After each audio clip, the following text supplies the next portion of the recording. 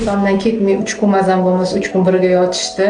O'zimga keltirib, nima deydi, xodimlarga ham, o'zingizga ham katta minnatdorchilik bildiraman. Rahmat. Kechalar faqat Renessansga kelinglar. Natijani kutgandingizmi, shunaqa natija bo'ladi deb? Yo'q, to'g'risi ko'zlarim atrofi uncha tekis bo'lmasa kerak deb ikkilangan edim, lekin ko'rib turganingizdek bir xilda silliq turibdi. Peshonalarim, ayniqsa bo'yinlarim bilan. Natija haqiqatdan hali kutganingizdan ham ortiq bo'lar. Mana hurmatli aziz obunachilar, 2-sentyabr kuni hali bir oy bo'lgani yo'q. Yuzlaridagi yuz, peshona, qosh kompleksi, shuningdek mana brilya va dahan osti, bo'yin sohalaridagi to'liq yoshartiruvchi full face smart plazmoplastika va peshona qovoq qosh kompleksini endoskopik ko'tarish amaliyotini o'tkazganmiz. Peshona yuzlarim rosa tortilgan, bo'yinlarim rosa silliq, 18 yoshda.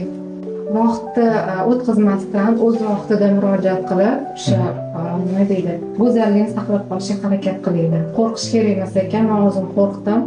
Bir yil esida biz 1 yil oldin kelgan edim, rosa o'ylanib, ishlaringizni kuzatib keyin keldim. Juda ham xursandman, vaqtliroq kelsam bo'lar ekan, to'g'risi. Quloq dirildog'i va mochkani anatomiyasini saqlanganini mana ko'rishimiz mumkin. Va sochlarning orasiga kirib ketgan. Mana sochlar chiqyapti, sochlar chiqishni boshlayapti. Bu kesmalarimizdan izlari deyarli mana 1 oyning ichida, 2 oyning ichida deyarli уже bilinmaydigan bo'ladi. Bo'yin 90 gradusli burchakli mana bo'yin ideal bo'yinni ko'rishimiz mumkin. Mana bu ideal bo'yin hisoblanadi. Agar kim shunday kompleks muammolari bo'lsa, albatta Renessans klinikasiga murojaat qilishingiz mumkin. Juda yuqori malakali mutaxassislar albatta tibbiy xizmatni ko'rsatishadi.